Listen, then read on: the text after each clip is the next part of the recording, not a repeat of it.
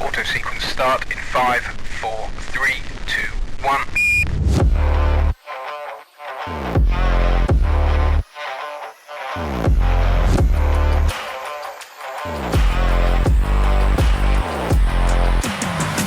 Well, hello there.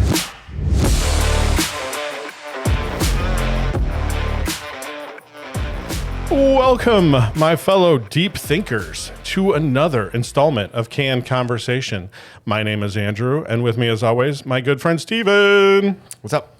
Hello, hello. All right, my friend, this is episode number 69. What are your thoughts on 69? I think if I have to keep it clean, I will say it's remarkable that we've made it this far. If we're talking about not the clean version, I'm in favor of it. What are you talking about? I'm not really sure what you're speaking of. I think when I think of 69, I think of what probably most people think about is the position of the yin and the yang. That's what I was saying. Yes. I love yin yang signs. It's like a 6 and a 9. Yeah. They're in different positions. Yeah. The bigger part is in a space, and then the other one is in another space. Yeah. Kind of near each other. Functioning together at the same time. Agree. I think that's what we're thinking. That's what I'm saying. 69. Hee hee. In keeping with our branding, one of us brings a new, unique, or rare canned beverage to dehydrate with, and in the most fun manner possible. While we do that, we're going to fixate and dissect the weirdisms of life for your entertainment. Today's being philosophy and philosophers. We're going to philosophize? We shall. All right. Later in the show, we'll review and rate the canned beverage and let you know if you should try it while posting all your current political ramblings across the social networks, believing anyone but you cares, or funny dog videos, whatever you're into. Cat videos? I'm more of a dog person. I know, but watching cats is funny.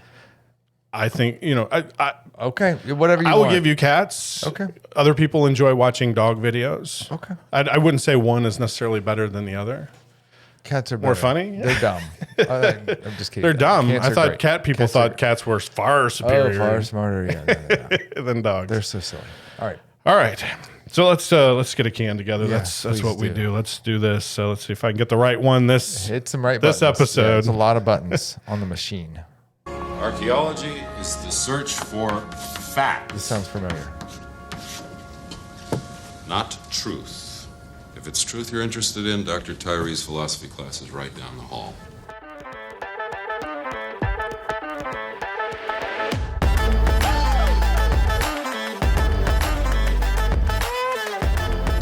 The can is getting passed across the way now. All right. So I brought today a can of what's called Original Sin, Black Widow Cider. So that's all the name of it. It is a blackberry cider that is 6% alcohol by volume, 12 Florida ounces. Yep. And I guess it's just a cider here, a blackberry cider. I mean, it's pretty much straightforward. The can is really cool. Yeah. One of the things that drew me to it, it is a matte black can. It's actually textured funny almost. It doesn't does. feel right. It has a texture. I like that. On the artwork is kind of neat how it says Original Sin, and there's some symbology going on that I probably don't know exactly what it means, but it probably means something. Underneath it is a black heart and then a Black Widow spider. Yeah. And then it says O and S for Original Sin. So just a very kind of cool, almost looks like a playing card, kind of in like a stylized playing card. It's just a really weird border. You're right. It is a cool can. Not gonna lie to you. It's a neat looking can. It says it is made with blackberries and freshly pressed New York apple. So a little bit of apple in there. That's what makes it a cider. And on the side of the can, it says the last cider you'll ever love. That's good news because I don't need to try anymore. Well, in keeping with this Black Widow, does that mean it's going to kill us? It's going to kill you. This will be our first 0. Yeah. Oh, don't hope for that. But the reason I chose this for this particular episode, because it was in the queue, and I went down the line and I saw original sin. And I have plenty of can. I have an extra Okay, can. great. Awesome. So the original sin being sort of a religious reference, and religion plays a bit of a role in We're talking Adam and Eve, right? philosophy. Kind of what you're getting at is the original sin.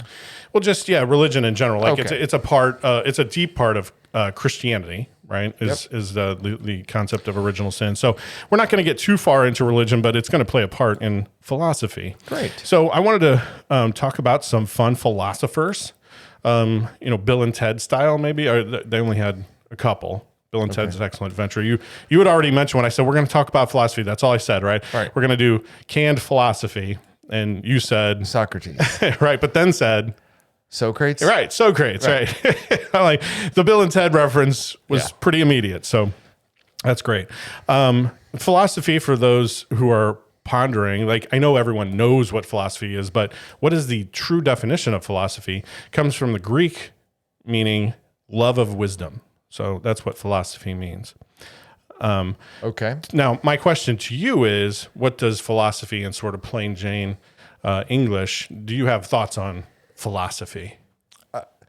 So I can't. So yes, I do have thoughts on.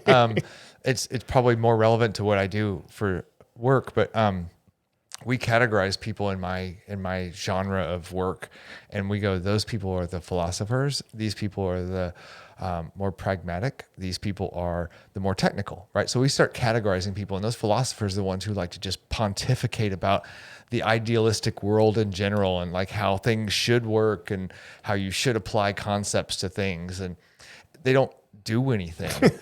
They don't make anything better. All they do is talk. Like, so there's a negative connotation in when you go, oh, he's a philosopher. I get that. There was, in history, those people were way out ahead of their time in a lot of cases. In my line of business, those are the people that are just blowhards that you go, just shut up. I'm trying to fix problems here. We're trying to figure out stuff. I don't need you to, pontificate for 12 hours about some theoretical nonsense. Yeah. And part of where I was going with this was thinking, okay, is this going to be an interesting subject to talk about? Or is it going to be like, hey, there's that guy in college who's a philosophy major. And what do you think about that? Like that person wasn't always the coolest to talk to, because it seemed like it was very, let's go deep. Yeah. Everything's theoretical and it's hard to wrap your brain around some of those concepts and go, I don't know how to relate to you. Those people, you're like, you got a lot of big words, buddy. I don't know what to do with that. And so much like the Indiana Jones quote there, it's like, all right, I'm dealing in fact. If you want so-called truths, right? That's a whole different topic. Somebody else covers that. Go down the hall. All right. Well, if I had to go to Wikipedia or the dictionary and look up what it means, it classifies it as the systemized study of general and fundamental questions, such as those about existence, reason, knowledge, values, mind, language. That is mysterious. Yeah. So just with that voice, I asked you in the previous episode to tell me the meaning of life or just how your day was going. And we didn't talk about the meaning of life, but I would think that's a philosophy, right? Like what you think about. What do you think purpose is here, right? Purpose. Like you talk about purpose of life. Yeah. All right. So you might have a philosophy. I have a couple things I would probably call are my philosophy. So I'll get to those later in the show. But I want to, and I hope this is fun, because it could be like, again, you make the college class. I'm going to try. I'm going to do my darndest. Make it fun. That's what I try to do on this show, is make every topic fun. Okay. Even the most mundane. But hopefully these will be fun to listen to, because there are some fun figures in our history that were, like you said, ahead of their time. And what I wanted to get is sort of your take on some of what their philosophies were. Okay. And see if you know them. Okay. I'm sure you've heard of several of these people. Sure. So the first one is always, I think, is fun, because it's one of the early BC philosophers, and that would be Confucius. Okay. Well, Confucius says a lot. Exactly. Like a lot. He must have just wrote quotes down. Like somebody just wrote everything he said. Confucius says, and it's a rhyme. A riddle. So he was Chinese, lived in 551 BC to mid 400s BC. So very long time ago. He did write a lot of things down. He actually taught a lot of people. Okay. And what is attributed to him is actually a lot of writings from his students as well. So even after he passed on, it was sort of his still teachings. Confucius stuff. Yes, because he had the name. Yeah. He had the He set the mindset for Yes. students, and they said quotable things. All right. and his major philosophy was stressing ethics to the self. He stressed consistent learning and a path to self-improvement. Okay. So one of his quotes, Confucius says, Yeah. "You are what you think." That's pretty deep there. Yeah, that's super deep. This whole episode is going to be like, I'm going to like, damn, that's deep. But you can Yeah. throw out whatever thoughts you have about that. Yeah. You are what you think. Some people, there's the old adage of I think, therefore I am. Yeah, Right. no. That's sort of a philosophy, right? And I always like where my head went to it was I tell people that failure breeds failure and success breeds success. And that is when you get yourself in a successful mindset and you feel successful about something, you're more likely to be successful about something else, which means your mind goes, I could be successful. I am successful, which automatically puts you in the right mindset to be successful again. When you Right. fail and you go, I'm a failure, Right. and your head thinks that, everything else you do from that point on is going to fail because your head's in the wrong space. So I'm with Confucius on this one. You are what you think. Yeah, I love it. And here's my other favorite one is Confucius say, real knowledge is to know the extent of one's ignorance. Okay, that's self-awareness, right? Yeah. Like that's basically his philosophy is you should be self-aware. Like the more self-aware you are, the smarter you are. I love that. And to know your own I'm with him. ignorance is really a testament to go, is how, Yeah. Know the things that you don't know, Right. because you can't get better and grow if you don't know what you should learn, or if you're ignorant about, if you act like you know crap that you don't know. So yeah, I'm 100%. Yeah, I'm with Confucius there. All right. So he was big time Chinese philosopher. I'm 100% early on board on. with Confucius. So then we skip a little ahead to the Greeks. Okay. The Greeks were a lot involved, right? I think that's where most people sort of think of the big time names. Yeah. You mentioned Socrates. Yep. He's one of the founders of what we would call Western philosophy. Okay. And his major teachings were that material gain can be harmful to a person's soul. The goal a person should always have is to live a good and virtuous life rooted in self-development, which is kind of what Confucius was close saying. to Confucius is self-learning stuff. Yeah, so those who chase material things in life generally are denying themselves the ability to truly and fully develop as virtuous persons. Yeah, if he were alive now, he'd be like, what is going on? People driving around in their $80 million yachts and going, it's not going to make you happy. Like, Yes. the The material is pulling you down. You shouldn't be so focused on that. right. Go focus on how do you make yourself, like, how do you add value to the world versus how do you, wear $4,000 shoes and sail away on a $40 million yacht. Do you really need a $40 million yacht to be Right. happy? Probably not. Although a love- day on one of those yachts, I think I would be pretty happy. I would like to rent one for $100 a day, and I would take it for a week. And I'd like to bring him on there. If there was an ability to, like in Bill and Ted's, so bring him great, back in yeah. the phone booth and go, check out this, yacht. You're going to have a good time. Yeah, Let's party. Yeah, this is going to blow your mind. So one of the great things about Socrates is the Socratic method. You may have heard of that. I have. A problem being put forth, and then the way you tackle that is you ask a series of questions about it, and through a series of well thought out responses, you then arrive at the solution of the problem. Ask a lot of questions.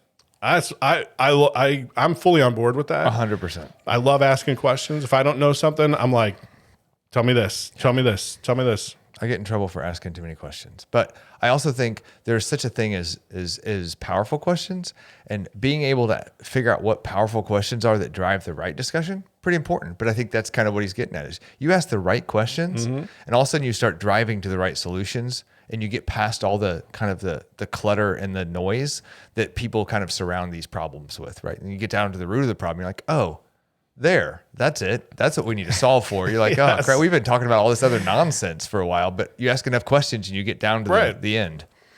And that is the way of thought, right? Yeah. Now, apparently, so this story does not end very well for Socrates or Socrates, if you call him that. Depends on how you. Because the things that he was thinking during that time were a little too far ahead of that, and it was antithetical, which is a real word, to the belief system at the time that was common in Athens. Okay. So he stood trial. He got up and said, "I'm going. What I say is what I say." And they said, "Drink that poison, you're dead." That was death by you had to poison yourself. He got poisoned. Yeah, he had to drink the poison. That's crazy. And put an end to his thinking. One of the quotes I love from him is, "The only thing I know is that I know nothing." Again, very close to Confucius. Yeah. Confucius say, "Welcome, Socrates, to welcome the afterlife." To the party. You're Sorry about the whole poison thing. Yeah. Other Greeks at that time that you would know their name, we won't get into them because I want to get to some other folks outside of the Greek history. Aristotle, you've probably heard that name. Plato, and Epicurus. I don't know Epicurus. All right. Although I'm Epicurious about it. Yes. I feel like there's a product named after him. Like, is there? Epicuria, something. I don't know. Maybe not.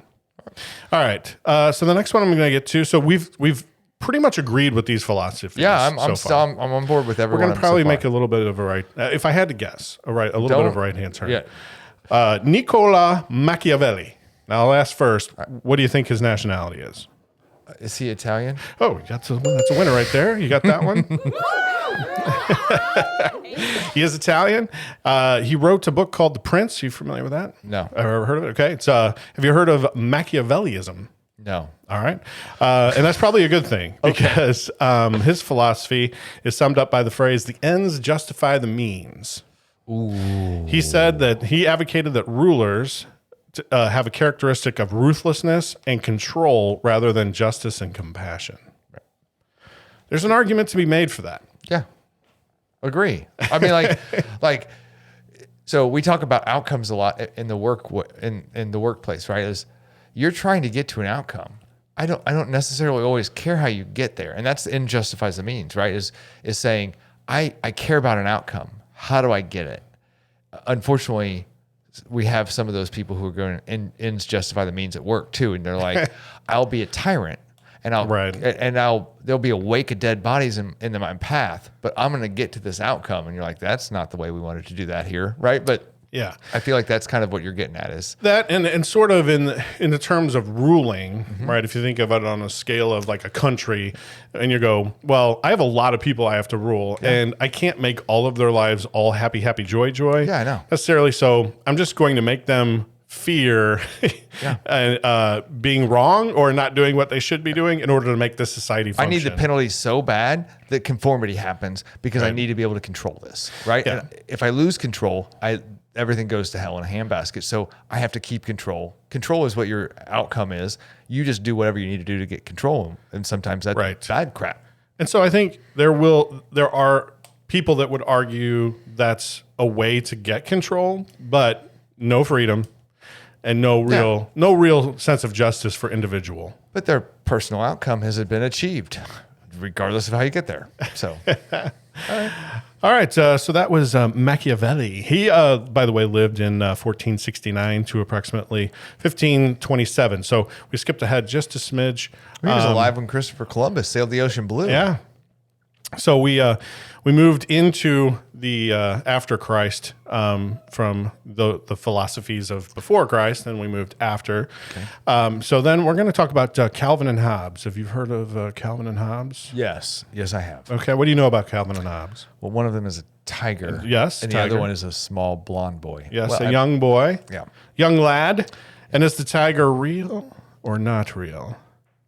I'm going to go with not real. Real in the mind of Calvin, yes. Not real in the mind of others. I believe that Calvin and Hobbes, by the great Bill Watterson, love that. By the way, my youth was built on Calvin and Hobbes. I read a lot for a loved while. it. I bought the books, and that was back when we didn't have the onlines, so you had to buy the comic books and then read them in the Sunday papers. Yeah, we didn't have the WWWs. Yes. Well, he named, I believe, his characters after John Calvin and Thomas Hobbes. Lived around the same time. John Calvin was French. Okay. He was very religious. He succeeded Martin Luther. He was sort of a student of Martin Luther. Okay. And became the preeminent Protestant leader over there when Martin Luther had passed along. Gotcha. And he made a lot of headway into the not being Catholic. Yeah. road. The branch away from Catholicism, Right. right? Like that's what Martin Luther was. But what's why we have a Lutheran interesting church. about him, and one of the reasons I brought him up here, is so he was super involved in the church, but he was a major proponent of separation of church and state. Okay. So he this is what he said. They maintain separate roles in society, but both being based on natural law as revealed by God in the 10 Commandments, they depend on one another to flourish. Huh. Okay. Two things based on the same root that have to exist separately, but both need each other. Was his philosophy. Yeah, they can coexist, but for one to be dependent on the other, they will bring each other down. Sort of. And he was coming at it from the religious side, saying, he didn't, and here's why it mattered to him, was because at the time the rulers usually were the head of the country, but they also were sort of head of the religion. Yeah. And so they would use religion as a means to control the country part. Right. Yeah. And he didn't like that. He was like, hey, rulers, you need to get out of the religion game, focus on your thing, and we'll focus on our thing. And we'll exist together. I'll help you. Come to me for advice. But don't control people with religion. Don't And throw the stick around of religion. Right. Yeah. Yeah.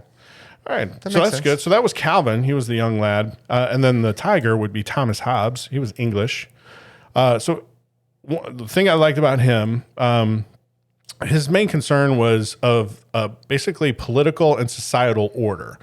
So he came up with, you've heard social contract before, that terminology. So and when I say he came up with, none of these people necessarily came up with this in a vacuum, on their own, first to ever utter Not the like words. Einstein was like, I figured this out. And you're like, yeah. No. But they sort of build on other things. And Yeah. then there were other people at the time, but they just had either the loudest voice, maybe were the richest and could write things. Because a lot of these people wrote books, right? So if there was a person that didn't care about writing a book, said it out loud at a party that this guy was at. There was no copyright infringements back then and all that kind of stuff. So yeah. So his main concern was political and social order and how people could live together in harmony and avoid the fear of civil conflict. So he basically said that there's an unspoken agreement between individuals and their government to give up certain natural rights in order to enjoy the benefits of society. Agree. Do you? Huh? Yeah. Oh, good. I agree as well. But basically, the whole idea is you can't just drive 100 miles an hour, avoiding all stop signs and all stoplights. Yeah. Everybody wants to they go, I want freedom. But there are certain things that you have to conform to live in a society of people who all share rights, right? Like that doesn't mean you have unlimited rights ever. That's right. So don't tell me I don't want to ever have it. I want pure freedom. Shut up. Then you need to go live on an island by yourself. Where freedom exists. You can do whatever you want to and die however you want to, starving for food or driving your car 1,000 miles an hour and wrapping around a tree if you want. That's not how society works. You have to give up some of that. Complete freedom within a society is not possible. We love to think of it. I think it's a romanticized idea. I want freedom. Right. It's in movies, right? Like Braveheart with Mel Gibson, that freedom, that level of freedom, yes, he didn't want to be under the tyrannical rule. Right. But when you get to say Western philosophy freedom of democracy, we sort of romanticize freedom being, we can do whatever we want. It's not really the case. It's not how it works. We have a contract. It's a social contract. It's sort of a unwritten rules, which we did an episode about a while back. I will live by rules that I don't always have to agree with. Yeah. Knowing that I have certain freedoms because of those rules. Exactly. So you agree with him? I do. You're like, I'm on board. Hobbes, I'm on board. Right. That tiger is awesome. Hobbes. Yeah. Okay. He lives a great life. He does. He's smart. I like him. John Locke. Have you heard that name? Did you watch the show Lost? No. I like how you say it so definitively. No. No. It was a really good show. I heard it was great. I really loved it. One of the main characters was named John Locke, after this philosopher, English philosopher who lived in the 1600s. So his writings actually helped spark the American Revolution. It was very, let's say, put out there at the time, right? So he had a notion of natural law, and those natural laws being sort of that basis of life, liberty, and pursuit of happiness. Exactly. People deserve to live free and die free. The government is supposed to serve the will of the people through maintaining. He built on that social contract aspect of it.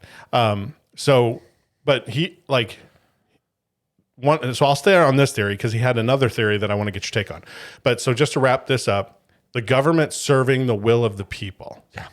Really cool concept. Yeah, it's a great concept. Right. Because still at that time, if you think around the 1600s, I mean, we're kind of just coming out of the Dark Ages, where you still probably had some monarchies that were like, you're here to serve the will of the... I am royalty. the king. Right. Like you should kneel before me. You farm for me so I can eat. Right. I don't do anything. You build wagons for me so I can drive. I swing this little, whatever those things, sticks with diamonds on them. What are those things called? Scepter. Scepters. That's what I was looking for. I wear my crown, I wave my scepter, and you bring me stuff. Yeah. You serve me 100%. Yeah, that's a novel concept. And he's like, let's turn that around and go, you actually your job is to make sure me. I'm better off in life. That was a mind-blowing concept, like around that time. I mean, there had been some other societies, like I said, none of this is completely new. I know some. Did he drink the poison too? Because that sounds like something you get in trouble for. I didn't actually read that he came into that. He's drinking poison. Somebody's got to him. Right. So here's the other interesting thing I want to get your take on. So this was his other philosophy. Then we'll rate the beer.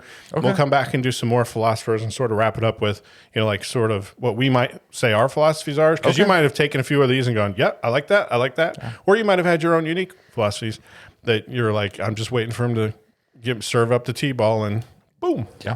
All right. So he theorized this idea of a blank slate. Everybody's mind is clear when they're born, and their experiences through life is what shape their belief system and attitude, and that it could be different for the same baby. It could be different, completely different, if they were to be raised by different people. Yeah, obviously I have an opinion there, right? So I guess it's nature versus nurture kind of thing. It's what do your genetics control, and what does the environment you live in and the experiences you have control. Yes. Yeah. So if you're born and raised in New York, you're a Yankees fan. If you're born and raised in Chicago, you're a Cubs fan. North Chicago, you're a Cubs fan. Right.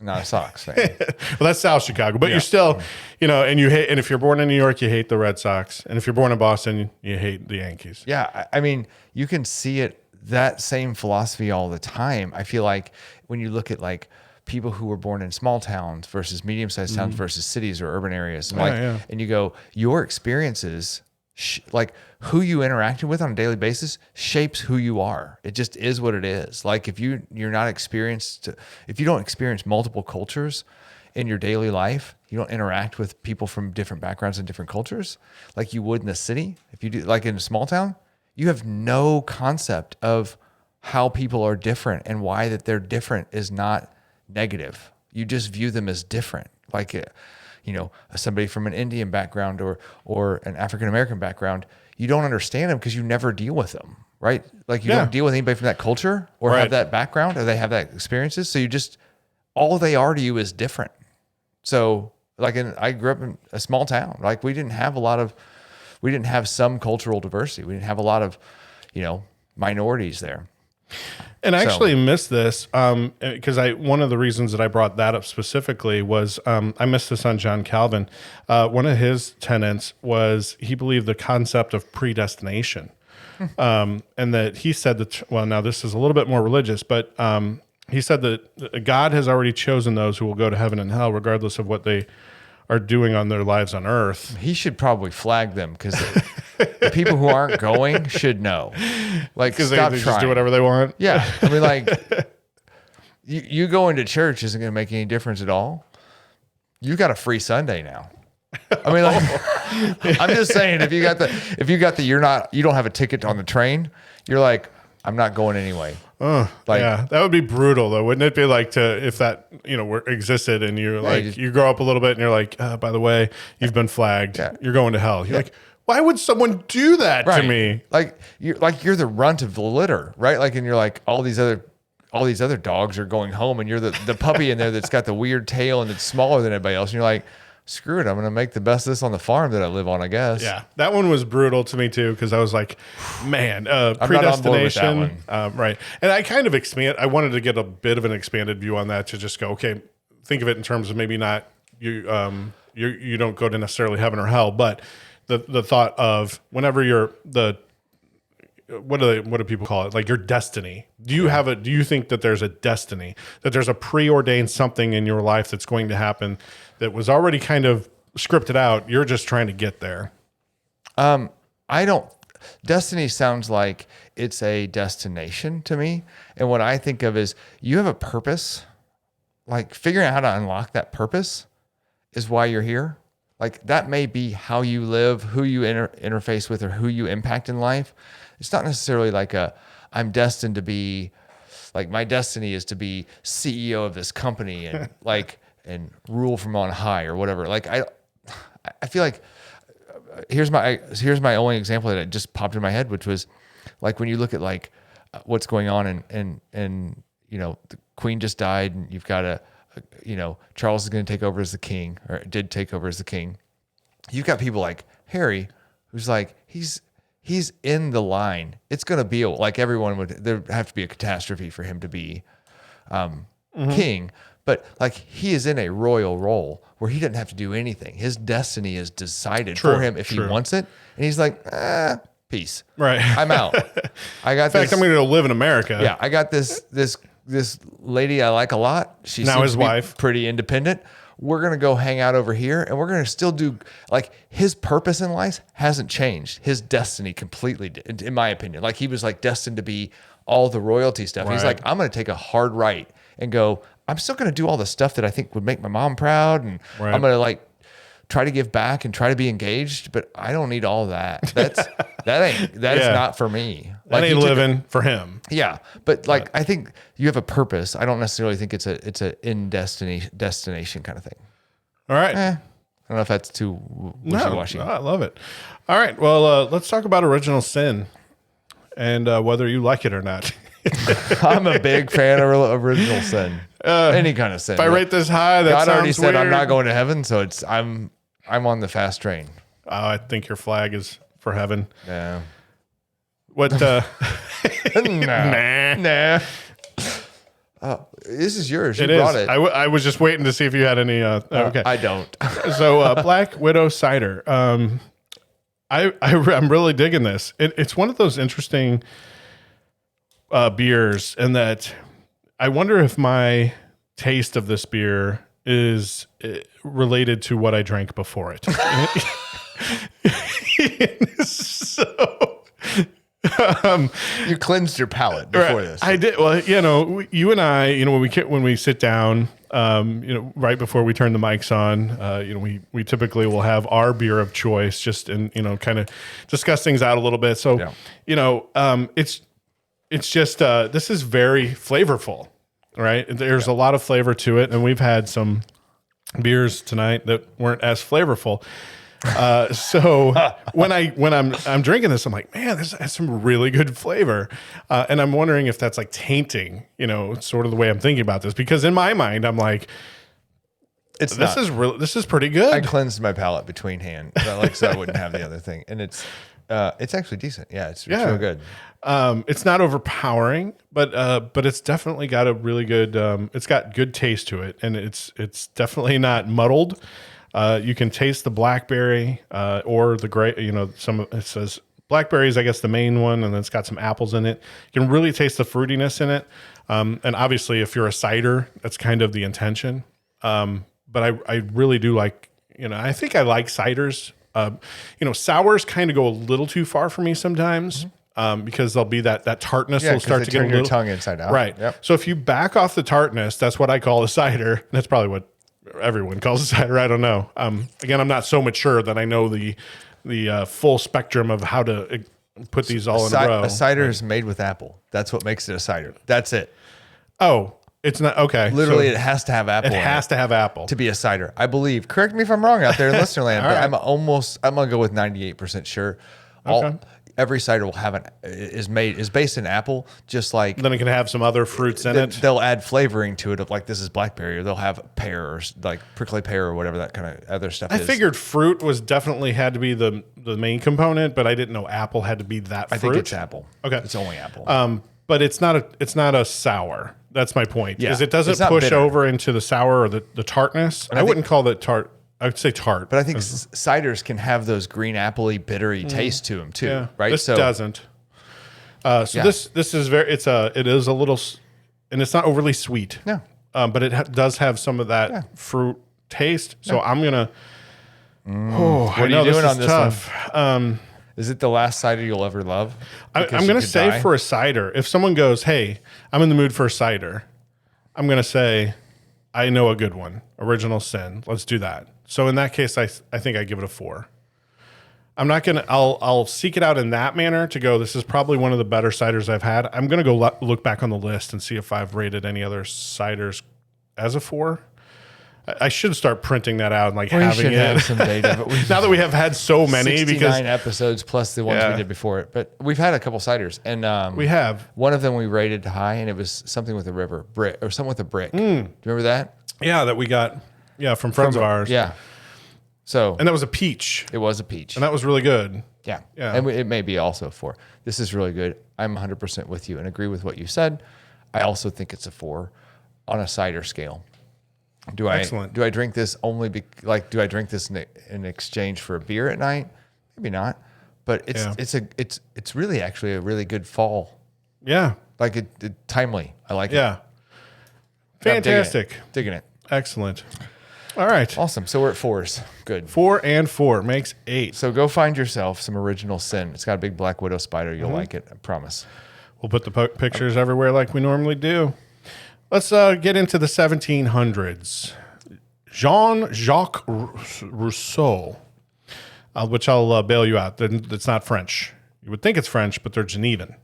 I was going to say they sound Genevan. Yes. Jacques Cousteau sounded French. Jean-Jacques Cousteau. Now, this is the one I want to get your take on. Okay. Felt that human nature is innately good, and it only gets corrupted by society. You're born good. Evil is derived from the evils of society. What's your take? Yep.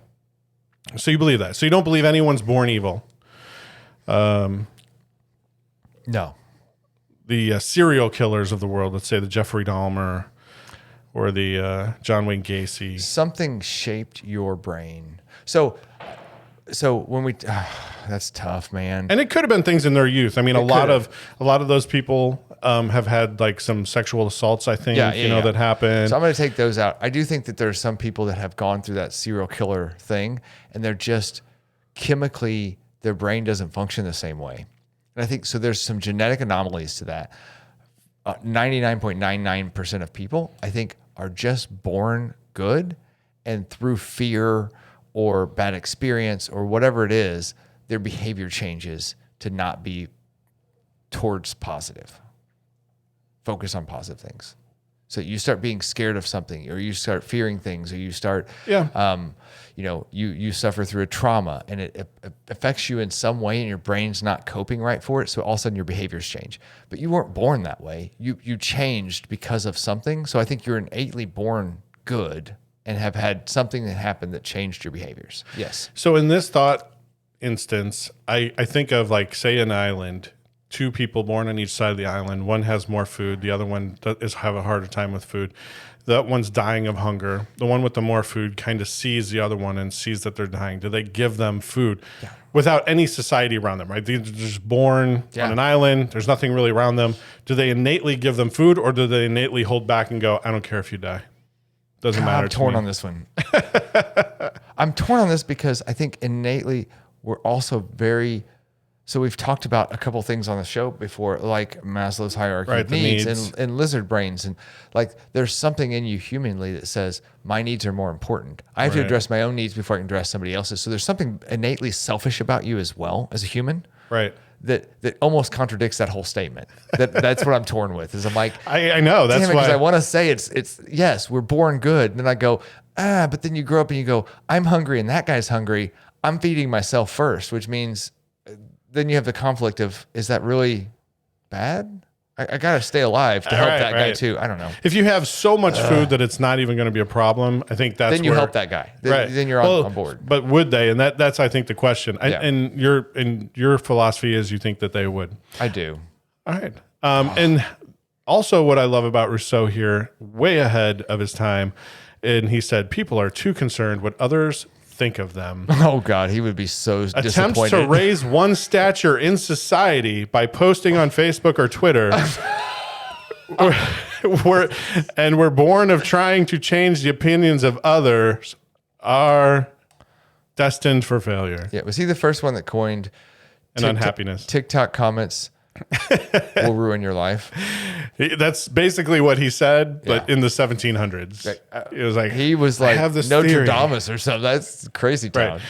We're gonna write these things, these comments on this tablet here. Not tablet. They had paper by then, obviously. But like, wow, look at these comments on this paper. It's terrible. Yeah, I went and did this dance in Times Square in the middle of the square, and people started throwing papers at me with negative things. on them. Comments. Oh, that's awesome. All right, so the next one is one of my personal favorites, and you'll understand why here in a minute. Just Adam Smith. You may have heard of him or not, because it's very Who hasn't heard of an Adam Smith? in their generic life? name. Basically, Smith is known as the founder of free market economics. Oh, he's your man. He wrote the book The Wealth of Nations, which advocated minimal government interference in the nation's economy. Yeah. So he said, "Get out, let capitalism rule." Let markets fix themselves. Yeah, Like at some point, the pendulum will hit it. Somebody gets too big, consumers care. Right. It will fix itself and self-regulate. yes. Keep the government interference as low as possible. So if you love capitalism, you love Adam Smith. If you hate capitalism, you hate him. If you love the fact that the government usually creates bureaucracy that doesn't work very well, you hate him. Like Yeah, right. when you look at the post office or any government system that is bloated and, Right. and slow. So our women listeners are probably going, my God, these guys have been talking about these bunch of male men, philosophers. Where are the women? I've been saying that the whole time. I wish there would have been, or Anybody if they who would have cared. let women have better voices or bigger voices prior to this, but in a male-dominated society before the 1700s, they just didn't do a lot of that. There were probably wonderful women philosophers, but the first one I got to of notableness that could stamp the name on something poof, and go like, here's somebody notable, was in close to 1800. Mary Wollstonecraft. That's a hard. It's It's a one woman. lot, right? You didn't practice her name? yeah, Wollstonecraft. Wollstonecraft. Yes. Got it. Mary Wollstonecraft. She wrote a book called The Vindication of the Rights of Women. Her philosophy is basically the feminist movement. Is really early she's on. the founder of kind of that Feminism. theory. In 1800, she said, equality. We should have it between men and women. She probably wasn't the first one to say that. I mean, it's probably probably went back pretty far, but it was the first one where she was able to write and publish the book and have it be like accepted. What was the year again? Well, she lived from 1759 to 1797, so I put it right close to 1800s. She was in her 40s. adulthood when she wrote the book too. She believed that the only thing that held women back from being on the same level as men was the men. lack of education, which was a result of men, because it was hard for women to receive education at the time. They were educated in the ways of what men thought they probably should be doing, like here, learn how to cook, learn how to sew, and do this other stuff. So yeah, so to our women listeners, there's your. I wanted to highlight this because I love when I'm able to, like, when I go back in history, I'm like, find those It takes a while though. The It first does. nugget of right. yeah, our women listeners And like what was great about her philosophy is it wasn't just some other built-on thing. It was like, hey, by the way, we're women. We need a we voice. actually have a voice, right. or we have rights, or we want something other than making babies and cooking dinner. Exactly. Which, ironically, I would guess a lot of women would go, "She wrote that in 1800." Like, Right. It was pretty long ago, right? what the hell? It's still right. They might feel like there's still some equality that needs to be addressed. I don't know. But that does bring me to a question because I've seen this and I asked my wife about it. So I've seen where there'll be guys wearing shirts that say feminist, right? Which is fine. Or people that will kind of put themselves out, men who say, I'm a feminist. I don't think you can What's your thoughts on I don't that? think you can be a man feminist. I think you can be a female ally. Yeah, I don't even like yeah. the whole thought process behind feminist. I feel like you have to strip something down to build something up. I don't like that. Right, I feel right. like you can be a good ally of the black community and still be a white guy. I can be Right. an ally of the women community and still be a white guy. Agreed. And I think that's what probably they look for more than anything else, which is help give me the voice, help make sure people understand why my voice is important, help make sure my story is told and it's equal to everybody else's story that has a seat at this table. Like, that's how you be an ally. Go be that ally. I don't need you. You don't need me as a male to go like off the crazy crap on me to be I'm a feminist. And I'm like, you need me to be an ally. Now, just to add to that, I think a male calling themselves a feminist almost takes away from the movement. Yeah. Because they're like, I'm giving credence to your movement, right? Like, I'm saying it's okay to do it because I'm jumping on board. And then you're saying, like, it's not special to you. Yeah. Right. Like, or like, it's not your movement, really. Right. It's something. Yeah. Oh, yeah. You devalued it. Almost. That's kind of how I look at it. It makes me kind of weird when I see that, like, especially like a T-shirt that a guy's wearing that says feminist. I'm like, okay, I agree with you completely. Be an ally to the gender of all females, and support their their goals. I mean, we ought to do one on equality at some point. Like, do a whole cast on equality at some point, because I think I have a weird view on it and I want to talk about it, but not right now because that would derail us. But Do you know who Karl Marx is? Marxism. Heard of that name? Yes. 1800s. Okay. German nationality, wrote the Communist Manifesto. Yeah. He basically laid the groundwork for modern socialism and communism. How do you feel about that? Does that philosophy agree with you? I feel like you just gave us like Adam Smith, who's like, hey, here's how capitalism works and It's true. and small government. And then you're like, oh, and here's Marx, who gave us big government, everything's controlled. Yeah. So I'm going to go with no. I don't agree with anything Marx says. I haven't even read it. I don't know about it other than I know enough. I know the highlights. Right. Yeah.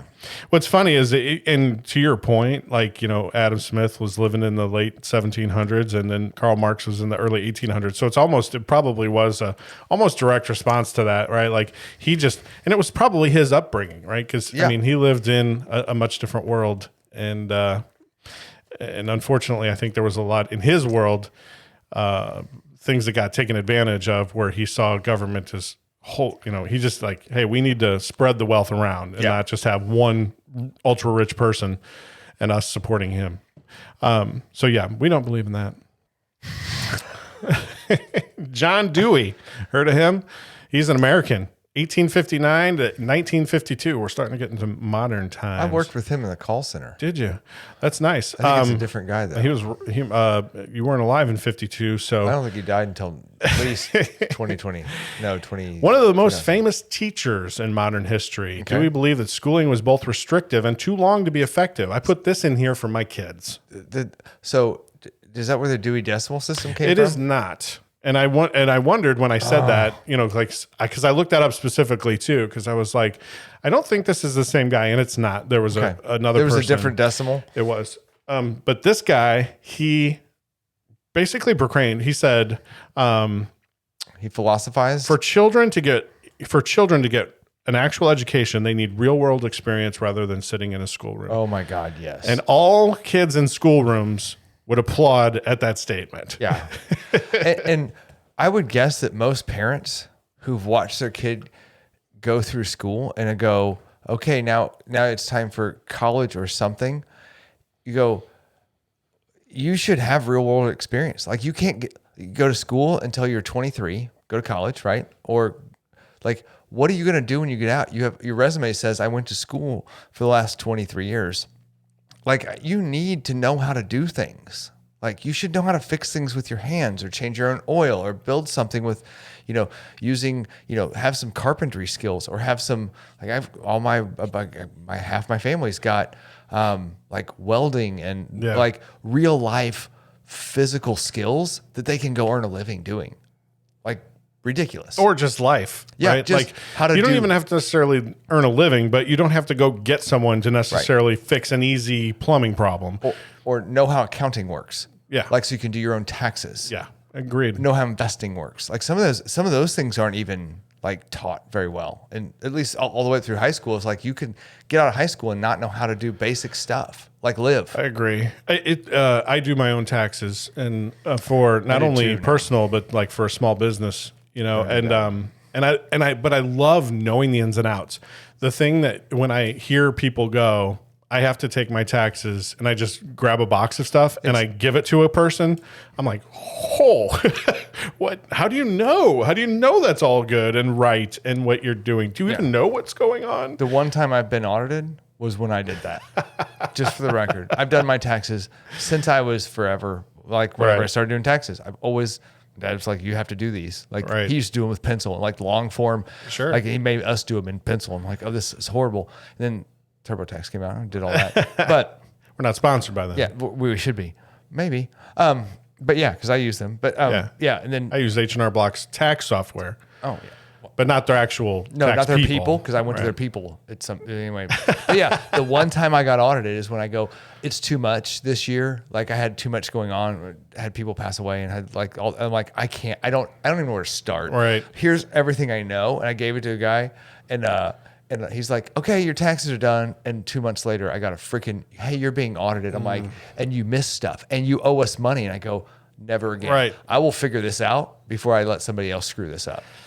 But agreed that you should be able to do that. There You is should be a able to figure out your class stuff. that There they should teach be. in school called taxes. Yeah. They do have some financial stuff. I know They do now. Better than they used to when we were in school. Yeah, for sure. But I threw that in there because all kids, if you're a parent, your kids have come home and they're like, the education system is broken. I shouldn't be in a classroom all day. It starts way too early. John I'm half Dewey. asleep. Right. It's like you need to go out and get a John Dewey poster. Yeah. There should be this podcast will probably start a new like revolution of John Dewey posters that come back. Yes. And obviously there's a slew of other different philosophers.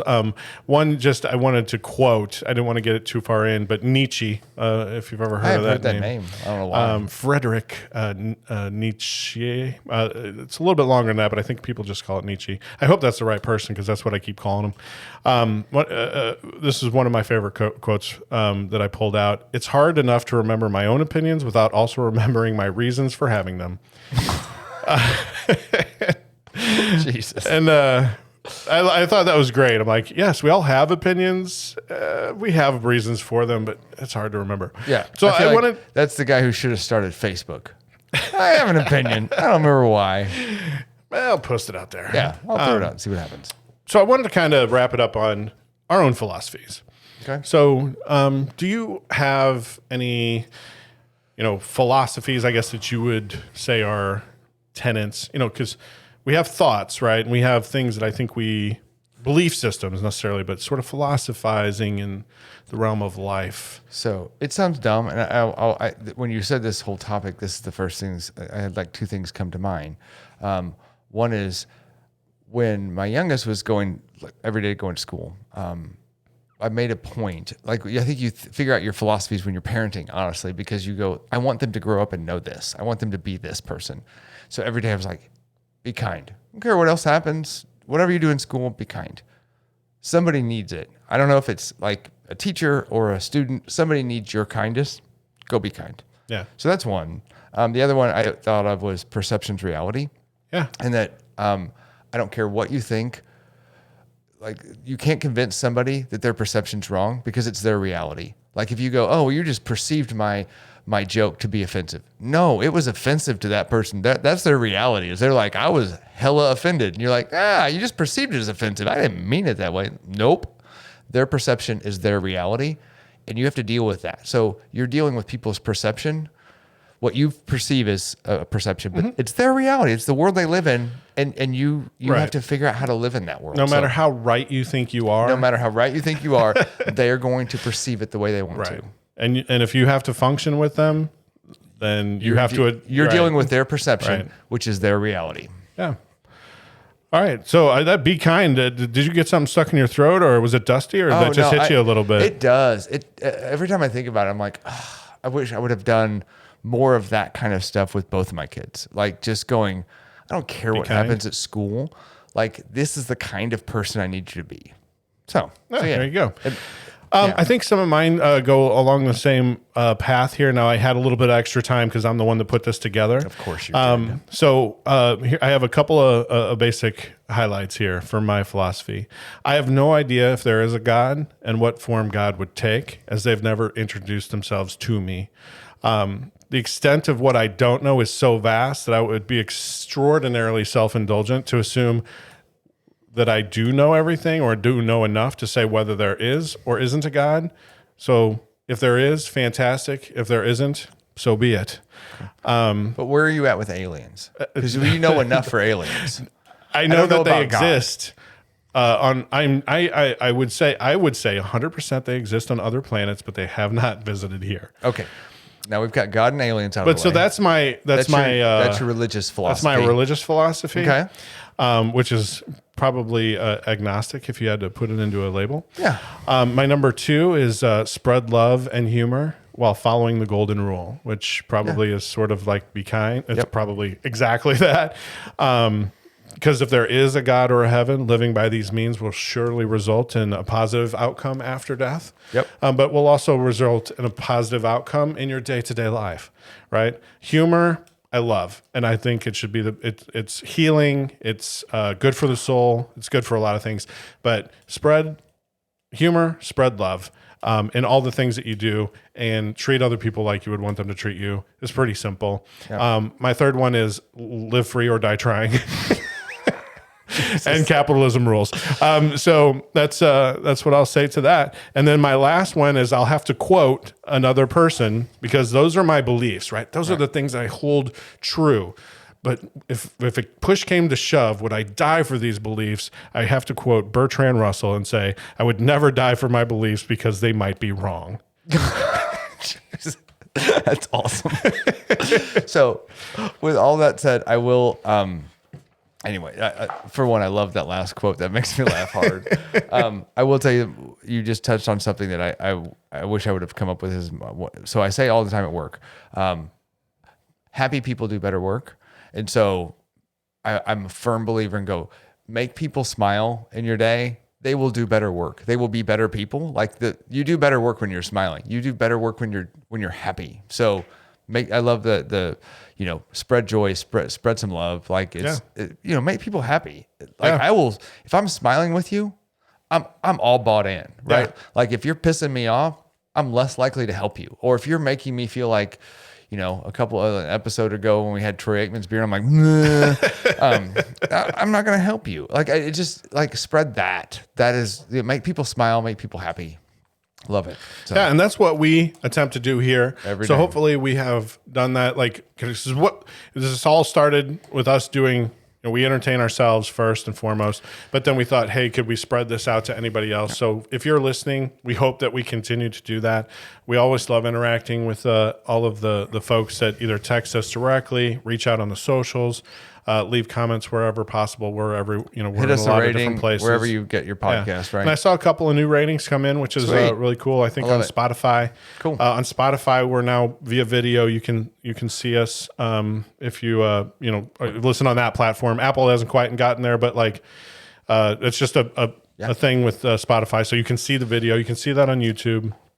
wherever You can wherever watch we're. us talk if you really want to watch us talk and not just listen to But us. sometimes we put the beer up. Oh yeah, you we'll know. show you stuff, and, Yeah. and you can see, you know, when I get misty-eyed talking about my kids or weird crap like that, or my reactions to Andrew's nonsense or whatever. So yeah, watch our nonverbal communication if Yes. you want to on YouTube or Spotify. Now it's pretty cool. So we'll try to keep spreading the love to you guys. Absolutely. And the humor. So feel free to spread it back. I think that's all I got. So I'm good. Thanks Thank you.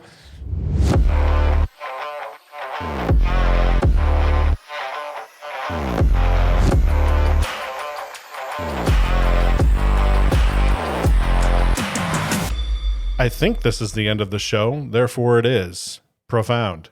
Am I right?